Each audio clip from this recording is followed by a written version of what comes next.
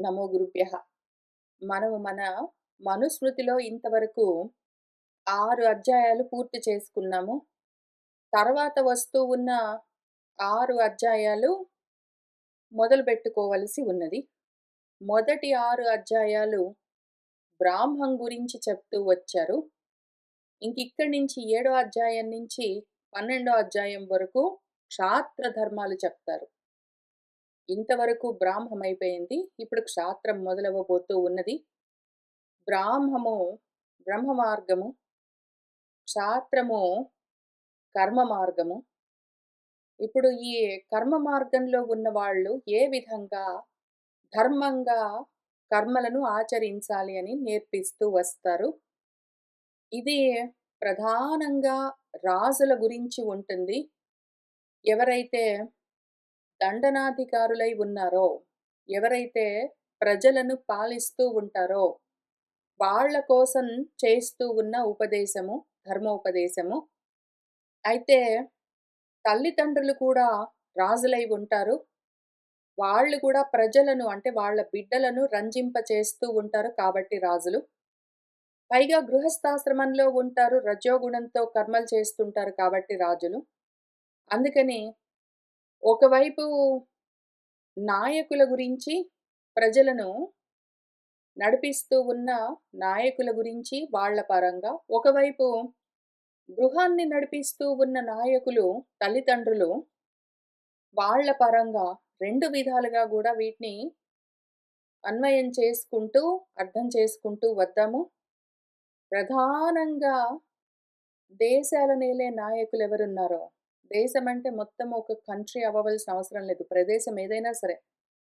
ప్రజలను పాలించే వాళ్ళ పరంగా ముఖ్యంగా చెప్తారు. దేశాధికారుల గురించి, దేశాధిపతుల గురించి చెప్తూ ఉంటారు. వాటిని మనము తెలుసుకుంటూ వెళ్దాము. రాజధర్మాన్ ప్రవక్ష్యామి యథా వృత్తః భవేత్ నృపః సంభవః చ యథా తస్య సిద్ధిః చ పరమా యథా అని మొదలుపెడుతూ ఉన్నారు. ధర్మము అంటే జ్ఞాన లక్షణంతో ఉన్నది. విప్రులు విశేషంగా ప్రకృష్టంగా ఆత్మధర్మాన్ని బ్రహ్మంలో అంటే వేదంలో చెప్పిన విధంగా అధ్యయనం చేసి ఆచరిస్తూ ఉన్న వాళ్ళు ఆ ధర్మాన్ని ఏ విధంగా సమధీయతే సమ్యక్‌గా అధ్యయనం చెయ్యాలి. అధ్యయనం చేసిన తర్వాత ఎట్లా అనువర్తించాలి, ఆచరించాలి అని మనకు ఇంతవరకు చెప్తూ వచ్చి, అటువంటి వాళ్ళు ఎటువంటి పరమగతిని పొందుతారు అని ఫలశ్రుతిగా గూడా చూపించారు. కాబట్టి ఆ దశ లక్షణాలతో ఉన్న ధర్మము అని పైన చెప్తూ ఉన్నవేవున్నాయో, ధృతి, క్షమ, దమము, ఆస్తేయము, శౌచము, ఇంద్రియ నిగ్రహము, ధీహి, విద్య, సత్యం, అక్రోధం అని ఇక్కడ ఒక 10 చెప్పారు. అయితే మన భగవద్గీతలో దైవాసుర సంపత్ విభాగ యోగం అన్న అధ్యాయంలో ఇంకా కొన్ని ఎక్కువగా చెప్పారు దైవీ సంపదలు. ఒక 25, 30 వరకున్నాయి. వాటిని కూడా చూసుకున్నాము. అయితే ఈ ధర్మాలను ఆచరిస్తూ ఉన్న సమయంలో శౌచమైనా సరే, ఇంద్రియ నిగ్రహమైనా సరే, దమము, అస్తేయము, ధృతి, క్షమ, ధీహి, విద్య, సత్యం, అక్రోధం అని ఏం చెప్పారో, ఇటువంటి వాటిని ఆచరిస్తూ ఉన్న సమయంలో గుణాలు గూడా ప్రవర్తిస్తూ ఉండడం చేత, ఆ గుణాలతో ఉన్నవాళ్ళు ఇవే ధర్మాలను ఏ విధంగా పాటిస్తారు అని అది గూడా మనము భగవద్గీతలో చెప్పిన విధంగా తెలుసుకుంటూ మళ్ళీ ఇంకొకసారి లోతుగా అధ్యయనం చేస్తూ వచ్చాము.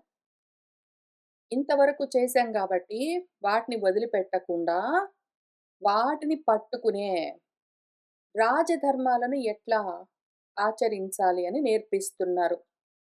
పైన 6 అధ్యాయాల్లో చెప్పిన వాటిని వదిలిపెట్టకుండా వాటిని కలుపుకుని వాటితో పాటే ఇక్కడి నుంచి చెప్పబోతున్న ధర్మాల్ని ఆచరించాలి. అందుకని రాజధర్మాలను ఇంతవరకు విప్రధర్మాలయ్యాయి గదా! ఇప్పుడు రాజధర్మాలను ప్రవక్ష్యామి నేను ప్రవచనం చేస్తాను. ఒక నృపః రాజున్నాడనుకో. నృ అంటే నరులు. నరులను అంటే పాలించేవాడు. ప్రజలను పాలించేవాడు నృపుడు. యథావృత్తః భవేత్ ఎటువంటి ప్రవృత్తితో ఉండాలి. వాడి ప్రవర్తన ఎట్లా ఉండాలి? యథా ఏ విధంగా వాడు సంభవః దాన్ని సంభవింపచేసుకోవాలి. తస్య వాడికి యథా ఏ విధంగా పరమాసిద్ధిః పరమసిద్ధి కలుగుతుంది అని ఇవన్నీ గూడా నేను ప్రవచనం చేస్తాను అని ఇక్కడి నుంచి మొదలుపెడుతూ ఉన్నారు.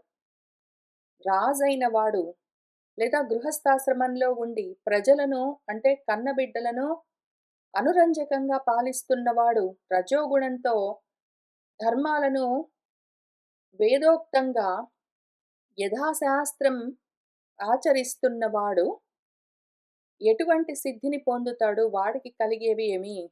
అని చూపిస్తూ ఉన్నారు ఇంకిక్కడి నుంచి. బ్రాహ్మం ప్రాప్తేన సంస్కారం క్షత్రియేణ యథావిధి సర్వస్యాస్య యథా న్యాయం కర్తవ్యం పరిరక్షణం. ఎవరైతే క్షత్రియుడున్నాడో, క్షాత్ర మార్గంలో ఉన్నాడో, అంటే కర్మ మార్గంలో ఉన్నాడో, ఎందుకంటే మనకి రెండే రెండు నిష్టలు.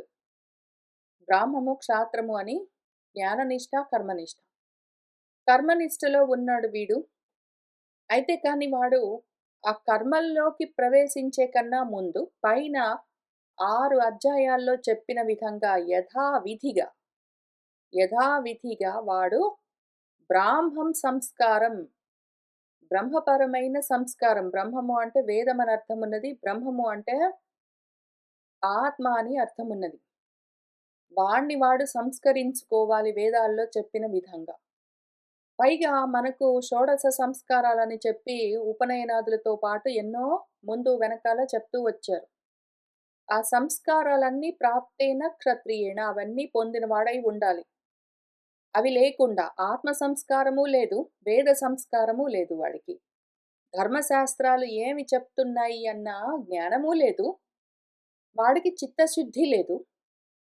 ఈ రెండూ లేకుండా ఉన్నవాడు అసలు ఏమాత్రం బ్రహ్మచర్యం పాటించని వాడెవడున్నాడో వాడు క్షాత్ర ధర్మానికి కూడా పనికిరాడు. బ్రాహ్మధర్మంలో వాడు నిష్ణాతుడు కాలేదు అంటే, బ్రాహ్మధర్మాన్ని వాడు అధ్యయనం చెయ్యలేదు అంటే అటువంటి వాడు అధ్యయనం చెయ్యాలి, అధ్యయనం చేసిన దాన్ని అనువర్తించాలి. అవి వాడు చేయలేదు అంటే వాడింక రాజవ్వడానికి అధికారం లేదు. ఇది ఫస్ట్ ఫండమెంటల్ బేసిక్ రిక్వైర్మెంట్. ఆ తర్వాత ఆ విధంగా వాడు బ్రహ్మ సంస్కారం పొందిన తర్వాత ఆ క్షత్రియుడు అస్య సర్వస్య దీన్ని మొత్తాన్ని కూడా యథా న్యాయం న్యాయం ఎట్లా ఉన్నదో అట్లా అన్యాయంగా కాదు, న్యాయంగా పరిరక్షించడం కర్తవ్యం. వాడు చేయవలసిన కర్తవ్యం. ఇక్కడ స్పెసిఫిక్‌గా అస్య సర్వస్య అంటే దీనంతటిని వాడు న్యాయపూర్వకంగా పరిరక్షించడం వాడి కర్తవ్యం అని చెప్పారు. దీన్నంతటిని అన్నప్పుడు ఒక దేశాన్ని, ఒక కంట్రీని అని అక్కడ కమిట్ కాలేదు మన మనువు. ఎందుకు అంటే మొత్తాన్ని పరిరక్షించడం న్యాయంగా వాడి కర్తవ్యం. అది వాడి ధర్మం అని చెప్తూ ఉన్నారు. మొత్తాన్ని అన్నప్పుడు వాడి జ్యూరిస్డిక్షన్‌లో ఏదున్నదో దాన్ని మొత్తాన్ని. వాడొకవేళ నిజంగా ఒక దేశాన్ని ఏలే నాయకుడయ్యాడు అంటే, ఆ దేశాన్ని, దేశంలో ఉన్న వనరులను, ఆ దేశంలోని ప్రజలను అన్నింటినీ కూడా న్యాయంగా పరిరక్షించడం వాడి కర్తవ్యం. కాక వాడి ఇంట్లో తండ్రో, తల్లో అయి ఉన్నాడు అంటే, వాడి పర్వ్యూలో, వాడి జ్యూరిస్డిక్షన్‌లో పెద్దలు ఉంటారు, చిన్న పిల్లలు ఉంటారు, ఇంటికొచ్చి వెళ్ళే అతిథులు ఉంటారు. అవన్నీ గూడా మొత్తం ఏవేవి వాడి రక్షణలో ఉన్నాయో వాటన్నింటినీ గూడా పైన చెప్పిన విధంగా, పైన 6 అధ్యాయాల్లో చెప్పిన విధంగా న్యాయంగా పరిరక్షించడం కర్తవ్యం. వాడిపైన ఆధారపడ్డ వాళ్ళని అస్య సర్వస్య మొత్తాన్ని దాని యొక్క రక్షణ వాడి కర్తవ్యం. ఒకవేళ వాడిపైన ఆధారపడ్డ వాళ్ళెవరూ లేరనుకోండి.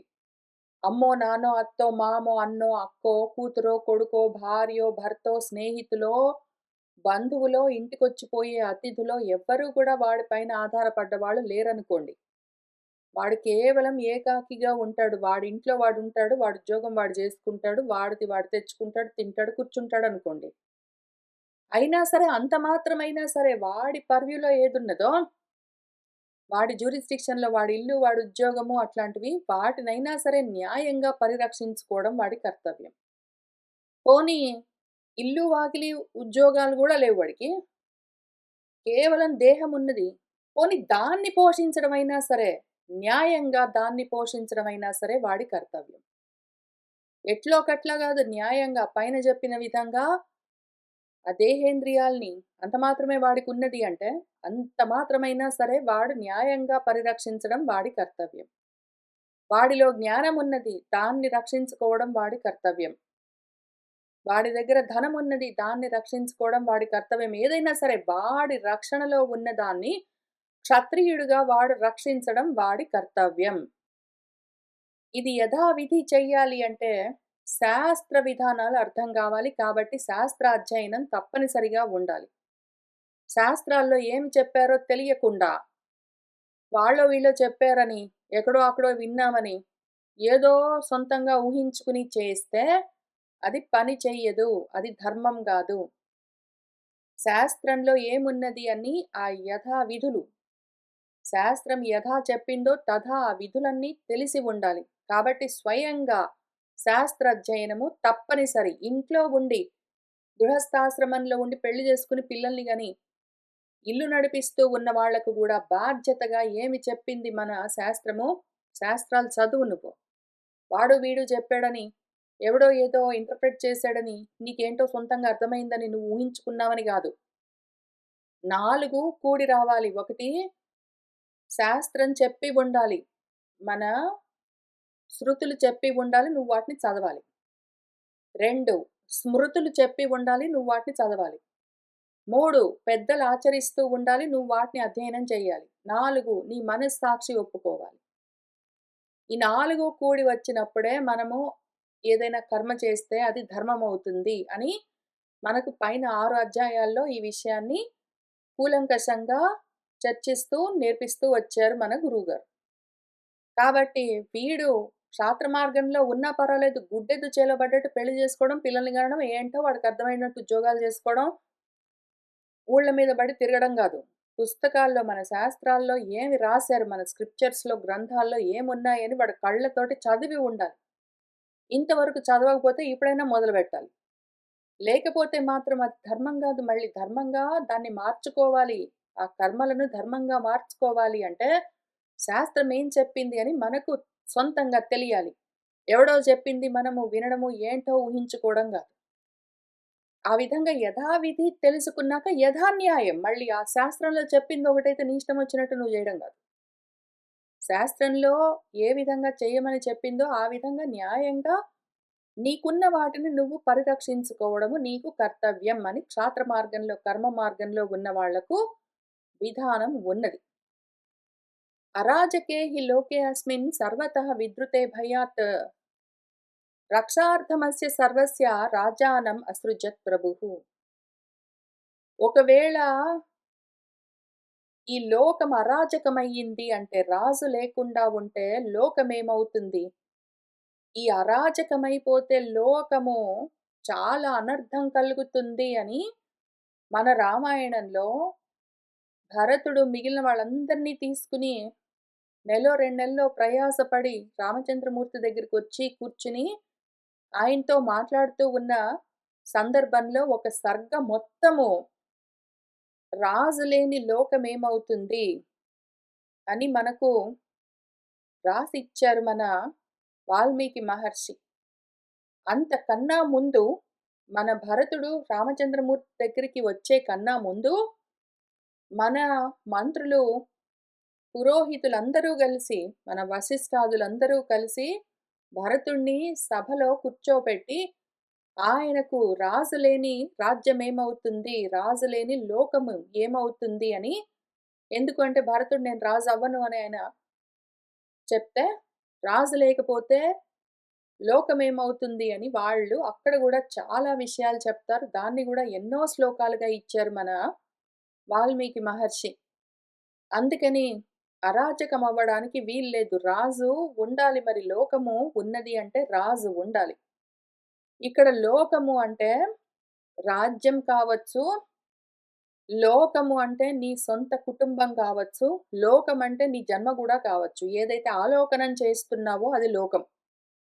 ఏదైతే ఆలోకింపబడుతుందో దాని పేరు లోకము. అంటే నువ్వు ఏది చూస్తున్నావో అది. అంటే నీ పర్‌వ్యూలో ఉన్నది. నీ వ్యూ పాయింట్‌లో ఏదున్నదో అది. దానికి అంత డైరెక్ట్ ట్రాన్స్‌లేషన్. లోకానికి ఏదైతే ఆలోకనం చేస్తూ ఉన్నావో అది అని వ్యుత్పత్తి పరంగా అర్థము. ఆలోకనం చేస్తూ ఉన్నావు అంటే ఏదైతే నీ పర్‌వ్యూలో ఉన్నదో అని అర్థం. నువ్వు చూస్తూ ఉన్నావో అని. ఆ విధంగా ఏదైతే ఉన్నదో నీ జన్మైనా సరే, నీ దేహం ఒకటున్నది గదా! అక్కడి నుంచి మొదలుపెట్టి నీ ఇల్లు, నీ కుటుంబము అది గూడా నువ్వు చూస్తున్నావు గదా! నువ్వు చూసుకోవాలి గదా! మరి ఓవర్ సైట్ ఉన్నదంతా నీ పర్వ్యూలో ఉంటుంది మరి. అదంతా నీ లోకం. ఎవడి లోకం వాడికొకటుంటుంది. ఎవడి లోకము వాడికుంటుంది. ఎవడి లోకాన్ని వాడు రక్షించుకోవాలి అంటే వాడు క్షత్రియుడై ఉండాలి మరి. రాజు లేని లోకము, రాజు లేని లోకము అరాచకమైపోతుంది. అప్పుడేమవుతుంది?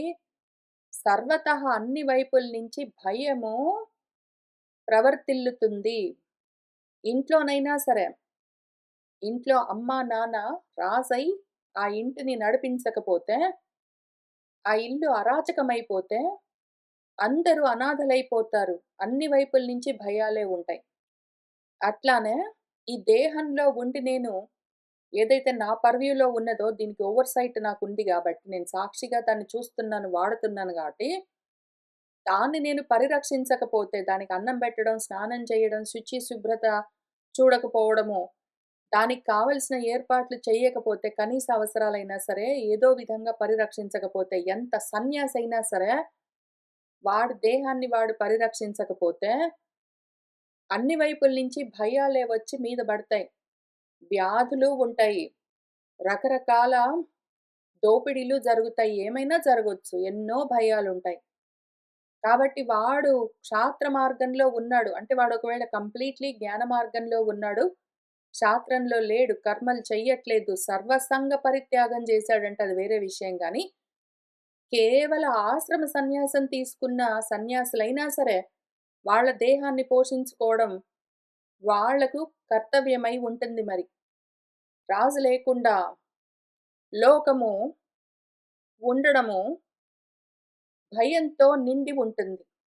అందుకని అస్య సర్వస్య రక్షార్థం వాడి పర్వ్యూలో ఉన్న దాన్ని మొత్తాన్ని రక్షించుకోవడం కోసం మన ప్రభువు రాజును అసృజత్ సృష్టించాడు. రాజును మన ప్రభువు ఎందుకు సృష్టించాడు అంటే లోకాన్ని పరిరక్షించడం కోసం. లోకాలు నడుస్తూ ఉండాలి అంటే కర్మలు, వ్యవహారాలు జరుగుతూ ఉండాలి. వ్యవహారాలు జరుగుతూ ఉండాలి అంటే రజోగుణంతో ఉన్న కర్త ఒకడు ఉండాలి. అటువంటి రాజు అని చెప్పినప్పుడల్లా మనము ఆ 2 అర్థాలు మర్చిపోకుండా పట్టుకోవాలి. 1 రంజింపచేసేవాడు అనర్థము. 2 రజోగుణంతో ప్రవర్తిస్తున్నవాడు అనర్థం. ఇప్పుడు రజోగుణంతో ప్రవర్తిస్తున్నవాడు ఒకవైపు అనురంజకంగా పాలన చేస్తూనే, ఒకవైపు అవసరమొచ్చినప్పుడు దండిస్తూ ఉంటాడు. కాబట్టి అటువంటి రాజును మన ప్రభువు, ప్రభువు అంటే ఎవరు? ప్రకృష్టంగా భూసత్తాయాం అంటే ఉన్నది ఏదో. ప్రకృష్టంగా ప్రకర్షేణ ఉన్నది ఏదో అది ప్రభు. అంటే ఉన్నది అని అర్థం. అంటే సత్. ఆ సత్ పదార్థం ఏదున్నదో, దేనికైతే ప్రభుత్వమంతా ఉన్నదో, ఆ ప్రభువు రాజును అసృజత్. ముందు పైనేం చెప్పుకున్నాం మనము? చాలా ముఖ్యమైన విషయము. మొదటి అధ్యాయంలోనే అసలు మనకు మనుస్మృతి మొదలవుతూనే మహర్షులందరూ మనువు దగ్గరికి వెళ్లి యథాన్యాయం ఆయన్ని చేరుకుని ప్రణిపాతేన పరిప్రశ్నేన సేవయా ధర్మాలను వక్తుమర్హసి మాకు ప్రవచనం చెయ్యండి అని అడిగితే మన మనువు గారు చెప్పడం మొదలుపెట్టారు గదా! ఆయన చెప్తూ ఉన్న సమయంలో మొదలెక్కడ బెట్టారు? అసలు ఈ మొత్తం జగత్ అంటే లోకమంతా ఒకానొక సమయంలో తమోభూతమై ఉండేది. ప్రసుప్తంగా ఉండేది. అప్రతర్క్యం, అవిజ్ఞేయం, అప్రజ్ఞాతం, అలక్షణంగా ఉన్నది. అప్పుడేం జరిగిందంటే, మన భగవంతుడు ఇంకా ఆ చీకట్లను తొలగిస్తూ సదసదాత్మకమైన ఇదం అంటే ఈ జగత్తుని, ఈ లోకాన్ని సృష్టించాడు అని ఇక్కడి నుంచి మొదలుపెట్టి ఆ మహాభూతాల దగ్గర నుంచి మొదలుపెట్టి ఇంకా ఎట్లా సృష్టి రచన జరిగింది అని చెప్పారు గదా! ఇదంతా లోకం. ఈ లోకం సృష్టించిన తర్వాత ఆ లోకాన్ని పరిరక్షించడం కోసం దానికి రాజును గూడా సృష్టించాడు అని చెప్తూ ఉన్నారు మన మనువు ఇక్కడ. మన మనువు ఒక క్రమ పద్ధతిలో ముందు లోకాల యొక్క సృష్టి విధానాన్ని ప్రవచించి దాని తర్వాత దాని యొక్క ధర్మాలను మనకుపదేశించి, ఇప్పుడు ఆ లోకాన్ని రక్షించే రక్షకుడు కూడా అదే విధంగా సృష్టించబడ్డాడు. ఎప్పుడైతే లోకాలు కల్పించబడ్డాయో, అప్పుడే ఆ లోకాలను రక్షించే రక్షకుడు, రాజు కూడా సృష్టించబడ్డాడు అని చెప్తూ ఉన్నారు. లోకమంటే మళ్ళీ జన్మ. జన్మ ఒకవేళ వచ్చింది అంటే, ఆ దేహాన్ని రక్షించడానికి, పోషించడానికి దాన్ని శిక్షించడానికి అవసరమైతే శిక్షణ కల్పించడం కోసం మళ్ళీ దాన్ని నడిపించే రాజు ఉండి తీరవలసిందే. కాబట్టి లోకమున్నదంటే రాజుంటుంది గ్యారంటీ. అని చెప్తూ ఇప్పుడు ఆ రాజుకుండే లక్షణాలేంటి అని చూపిస్తున్నారు. రాజులో ఎటువంటి లక్షణాలుంటాయి? ఇంద్ర, అనిల, యమ, అర్కాణాం, అగ్నేః చ, వరుణస్య చ, చంద్ర విత్తేశయోః చ ఏవ మాత్రాః నిర్హృత్య శాశ్వతీః. రాజుని ఎట్లా కల్పించాడు? లోకాన్ని సృష్టిస్తున్నప్పుడు పంచభూతాలు బెట్టుకుని, అవన్నీ బెట్టుకుని చేశాడు గదా! మహాభూతాలంటే పంచమహాభూతాలు. అక్కడి నుంచి మొదలుపెట్టి పంచ తన్మాత్రలు, త్రిగుణాలు, ఇంద్రియాలు, ఇంకివన్నీ. వాటి విషయాలు. ఇవన్నీ లోకాన్ని కల్పిస్తూ ఉన్నప్పుడు వాడుతూ ఉన్న సామగ్రి. ఇప్పుడు రాజును కల్పిస్తూ ఉన్నప్పుడు, రాజులో కొన్ని లక్షణాలుండాలి. అవి మామూలు లక్షణాలు గాదు, దైవీ గుణాలుండాలి. రాజై ఉన్నవాడిలో దైవీ గుణాలుండాలి కాబట్టి, ఇంద్రుడు, అనిలుడు అంటే వాయువు, యముడు, అర్కుడు అంటే సూర్యుడు, అగ్ని, వరుణుడు, చంద్రుడు, విత్తేసుడు అంటే కుబేరుడు.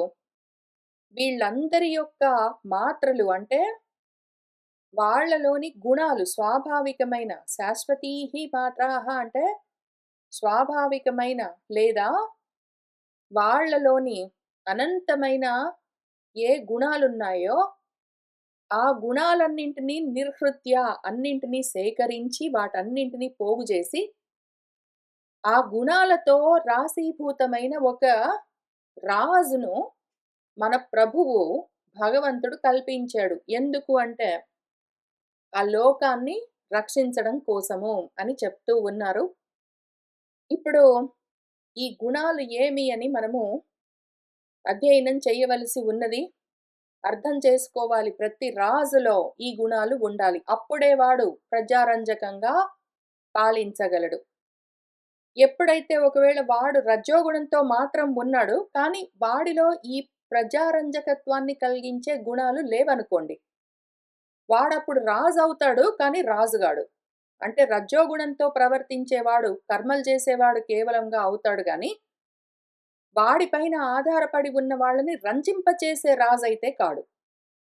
ఒకవేళ వాడు కేవలం రజోగుణంతో ఉండి కర్మలు చేస్తూ వెళ్తాడు, ప్రజలను రంజింప చెయ్యలేడు అంటే వాడు రాజుగాడు గాబట్టి, ఇక్కడ చెప్తూ ఉన్న రాజు గాదు గాబట్టి, ఇంకా ఆ లోకమంతా అరాచకమవుతుంది.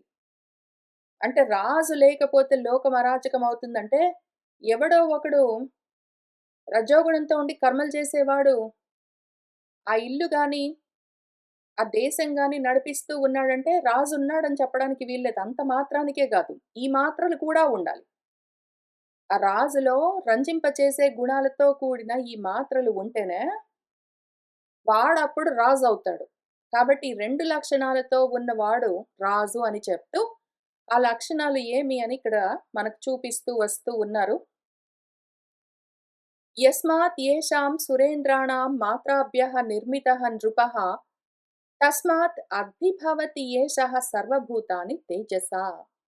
యస్మాత్ ఏదైతే ఈ సురేంద్రులు, ఇంద్రుడు, వాయువు, అగ్ని మొదలైన వాళ్ళందరి యొక్క యేషాం వీళ్ళ యొక్క మాత్రాభ్యః వాళ్ళ సద్గుణాల సారాన్ని తీసుకుని మన ప్రభువు ఈ రాజును నిర్మించాడు గాబట్టి, ఆ విధంగా నిర్మించబడ్డ నృపః నరులను లేదా నృజన్మను పాలించే నాయకుడెవడున్నాడో, ఆ విధంగా ఆ గుణాలతో నిండి ఉండడం చేత తస్మాత్ ఏషః వాడు ఆ రాజన్నవాడు వాడి తేజస్సుతో సర్వభూతాని అభిభవతి ప్రాణులన్నింటినీ వశపరుచుకుని ఉంటాడు అని చెప్తూ ఉన్నారు. ఇప్పుడు ఈ గుణాలేమి, ఆ గుణాలతో నిర్మించబడ్డ రాజు సర్వభూతాలను తన తేజస్సుతో ఏ విధంగా తన వశంలో ఉంచుకుంటాడు. రాజు ఒకవేళ ఇంట్లో తల్లి తండ్రి అయినా సరే, తల్లిదండ్రులను కలిపి నేను రాజని పిలుస్తున్నాను. ఎందుకంటే వివాహము అన్నప్పుడు విశేషంగా వాళ్ళు వహిస్తారు ఆ గృహస్థ బాధ్యతలను. కాబట్టి వాళ్ళిద్దరిని కలిపి ఒక్కటిగా చెప్తున్నాను నేను యూనిట్‌గా. ఆ యూనిట్ ఏదున్నదో వాళ్ళిద్దరూ సమానంగా ఒకవేళ గృహాన్ని నడిపించట్లేదు అంటే, అటువంటప్పుడు ఎక్కువ తక్కువలతో ఉన్న ఆ బండి సరిగ్గా సాగదు. ఒకవేళ భార్య గాని, భర్త గాని ఒకళ్ళు ముందుకు వెళ్తున్నారు, ఒకళ్ళు వెనక్కి వెళ్తున్నారు. ఒకళ్ళు బలంగా ఉన్నారు, ఒకళ్ళు బలహీనంగా ఉన్నారంటే 2 కాడెడ్లున్నాయనుకో, ఒక కాడికి కట్టిన 2 ఎడ్లుంటే, ఆ ఎడ్లలో ఒకటి బలహీనంగా ఉన్నది, ఒకటి బాగా బలిష్టంగా ఉన్నది, ఒకటి వేగంగా వెళ్తుంది, ఒకటేమో నెమ్మది నెమ్మదిగా నడుస్తుంది అంటే, ఆ బండి సరిగ్గా సాగదు. ఎప్పుడైనా సరే వైవాహిక జీవితంలోకి అడుగుపెడుతూ ఉన్న గృహస్థులు ఇద్దరు సమానంగా ఉన్నారు. వయస్సు, శీలము, విద్య, రూపము అన్నీ సమానంగా ఉన్నాయి అంటే, ఆ బండి ఇంక ఇక్కడ చెప్పినట్టు రాజిల్లుతూ ఉంటుంది. ఎందుకంటే వాళ్ళు రాజై ఉంటారు. కాబట్టి ఇక్కడ నేను గృహస్థిగా భార్యాభర్తలిద్దరిని కలిపి రాజు అని పిలుస్తాను. ఒక్కడిగా, ఒక్క యూనిట్‌గా. ఇప్పుడు ఆ రాజు వాడి దేహాన్ని నడిపించుకుంటున్న రాజైనా సరే, వాని గృహాన్ని నడిపిస్తున్న రాజైనా సరే, వాడు దేశాన్ని నడిపిస్తున్న రాజైనా సరే, దేహం టు దేశం ఏ ప్రదేశాన్ని వాడు నడిపిస్తూ ఉన్నా సరే, అటువంటి వాడు దేహం టు దేశంలో ఉన్న సర్వాన్ని కూడా వాడి రంజింపచేసే గుణంతో వాడి వశంలో ఉంచుకుంటాడు. ఆ రంజింపచేసే లక్షణం పేరు తేజస్. ఆ తేజస్సుతో వాడి వశంలో ఉంచుకుంటాడు. ప్రజానురంజకంగా పాలన చేస్తాడు, చెయ్యాలి. ఇప్పుడు ఈ గుణాలేమి? ఒక్కొక్క గుణానికి అర్థమేమి? ఇంద్రుడు, చంద్రుడు అని చెప్తే అయిపోయిందా? ఓహో! రాజుగారు ఇంద్రుడిలాగా ఉన్నాడు, చంద్రుడిలాగా ఉన్నాడు అని చెప్తే సరిపోలేదు. అంటే ఏంటో ఆ గుణాలకు అర్థాలు చూసుకోవాలి. పైగా సర్వభూతాలను తన తేజస్సుతో ఎట్లా తన వశంలో ఉంచుకుంటాడంటే, ఈ తేజస్సు ఏంటో గూడా చూడాలి. వీటిని మనము అర్థం చేసుకుంటూ వద్దాము. గృహస్థాశ్రమంలోకి వెళ్తూ ఉన్న భార్యాభర్తలు, ఆ గ్రూప్, ఆ యూనిట్ ఏదున్నదో, ఆ రాజు వాళ్ళలో ఉండవలసిన లక్షణాలేంటి దగ్గర నుంచి, దేహాన్ని పోషించుకుంటున్న వాడిలో ఉండవలసిన లక్షణాల దగ్గర నుంచి, దేశాన్ని పాలిస్తున్న వాడిలో ఉండవలసిన లక్షణాల వరకు గూడా మనము చూస్తూ వెళ్దాము. ఇవాల్టికి ఇక్కడికి ఆపుతున్నాను. శుభం భవతు.